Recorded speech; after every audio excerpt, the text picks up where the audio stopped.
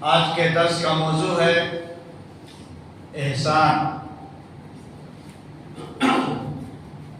اللہ کے نبی صلی اللہ علیہ وسلم تشریف فرما تھے۔ حضرت جبریل علیہ السلام آئے اور آپ کے ٹخنوں سے ٹخنا ملا کر کے بیٹھ گئے، اور بیٹھ جانے کے بعد سوال کرنے لگے۔ حضرت جبریل علیہ السلام اللہ کے نبی سے سوال کرتے ہیں کہ اللہ کے نبی صلی اللہ علیہ وسلم آپ بتائیے کہ ایمان کیا ہے؟ پھر سوال کرتے ہیں اسلام کیا ہے؟ پھر سوال کرتے ہیں احسان کیا ہے؟ پھر سوال کرتے ہیں قیامت کب آئے گی؟ پھر سوال کرتے ہیں قیامت کی نشانیاں کیا ہیں؟ بہت سارے سوالات کیے تو اس میں سے ایک سوال احسان کے بارے میں تھا۔ اللہ کے نبی صلی اللہ علیہ وسلم نے فرمایا احسان یہ ہے کہ ان تعبد اللہ کأنک تراہ فإن لم تکن تراہ فإنہ یراک۔ تم عبادت ایسے کرو گویا کہ تم اللہ کو دیکھ رہے ہو۔ تم عبادت ایسے کرو گویا تم اللہ کو دیکھ رہے ہو۔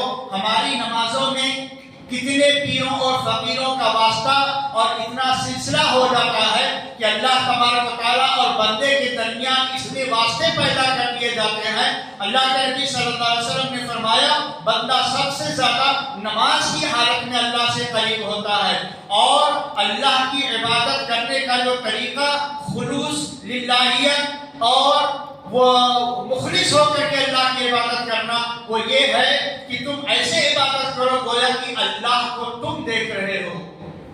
بندہ اگر یہ تصور کرے کہ ہم اللہ کو دیکھ رہے ہیں تو اس کی عبادت کا حال کیا ہوگا؟ ایک جج کے سامنے کھڑے ہونے کے بعد آدمی اپنے بٹن کو کھولے ہوئے نہیں رکھتا ہے، اپنے آستین کو چڑھائے ہوئے نہیں رکھتا ہے، اپنے موبائل کو آن نہیں رکھتا ہے، بہت سارے آداب اور لحاظ کے اعتبار سے کورٹ میں کھڑا رہتا ہے۔ جج صاحب کی شان میں گستاخی ہو جائے گی۔ اللہ کی عبادت کرنے کے لیے بندہ اللہ کے گھر میں کھڑا ہوتا ہے، اس کی خشوع اور خضوع کا عالم یہ ہوتا ہے کہ اسے پتہ ہی نہیں چلتا کہ اس نے کتنی رکعت نماز پڑھی ہے، اسے پتہ ہی نہیں چلتا کہ کون سی رکعت چل رہی ہے۔ لہذا ان تعبد اللہ کأنک تراہ فإن لم تکن تراہ فإنہ یراک۔ اگر یہ تصور نہ ہو کہ تم اللہ کو دیکھ رہے ہو تو یہ یقین کرو کہ اللہ تمہیں دیکھ رہا ہے۔ اگر ہماری عبادتوں کا حال یہ ہو جائے کہ اللہ ہم کو دیکھ رہا ہے تو ہم کسی بھی میدان میں کوئی گناہ کرتے ہوئے یہ بہت بڑا قدم اٹھاتے ہوئے سوچیں گے کہ اللہ کو ہم دیکھ رہے ہیں۔ اگر یہ تصور نہیں ہے تو یہ ایمان ضروری ہے کہ اللہ ہم کو دیکھ رہا ہے۔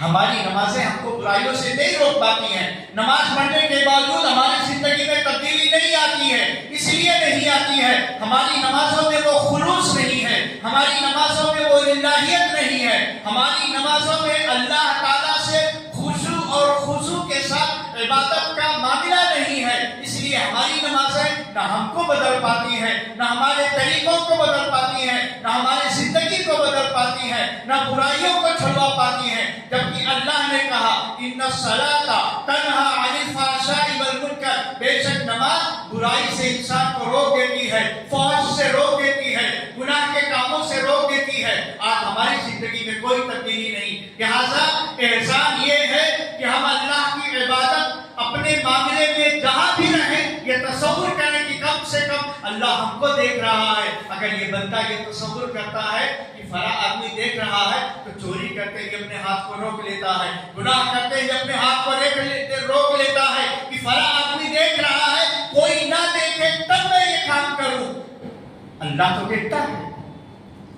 اللہ تعالیٰ کو بندوں کے مقابلے میں اتنا نیچے کر دیا کہ بندے سے آدمی ڈرتا ہے کہ بندہ جان نہ جائے، بندہ دیکھ نہ لے کہ میں یہ کام کر رہا ہوں، اور اللہ سے نہیں ڈرتا کہ اللہ تعالیٰ تو دیکھ ہی رہا ہے۔ لہٰذا ہمارا ایمان اس قدر اس معیار کا ہونا چاہیے، اس قدر مضبوط ہونا چاہیے کہ ہم جب بھی کوئی قدم اٹھائے تب یہ تصور کریں کہ اللہ ہمیں ضرور دیکھ رہا ہے۔ اگر یہ ایمان ہو جائے تو گناہ کے بہت سارے کام سے ہم اپنے آپ کو روک سکتے ہیں۔ ہماری ضمیر ہم کو جھنجھوڑے گی، رک جاؤ اللہ دیکھ رہا ہے، کوئی دیکھے یا نہ دیکھے اللہ دیکھ رہا ہے۔ تو یہ تصور اور یہ ایمان ہمیں یہ عبادت کے اندر یہ احسان پیدا کرنا چاہیے۔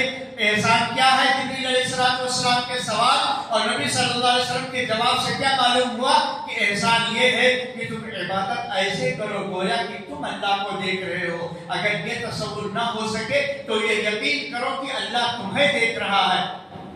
गोया की जिंदगी के तमाम मामलात में हम ये यकीन कर लें कि अल्लाह ताला हमें देख रहा है। अल्लाह ताला की पकड़ से, अल्लाह की गिरफ्त से, अल्लाह की जानकारी से, अल्लाह के इल्म से हम बाहर नहीं है, अल्लाह तबारक व तआला की जानकारी में है, अल्लाह ताला की खबरगिरी में है और अल्लाह की निगहबानी और निगरानी में है, तो इंसान काफी हद तक गुनाहों से बच सकता है। अल्लाह ताला से दुआ है कि अल्लाह ताला हमको आपको दुनिया में रहते हुए अल्लाह की इबादत खुशू के साथ, लिल्लाहियत के साथ, खुलूस के साथ करने की तौफीक अता फरमा और हर काम में अल्लाह तबारक व तआला से गुनाह करते हुए डरने और नेकी करते हुए रहमत का तसव्वुर और रहमत की उम्मीद रखते हुए इबादत करने की तौफीक अता फरमा। आमीन तक़ब्बल या रब्बल आलमीन।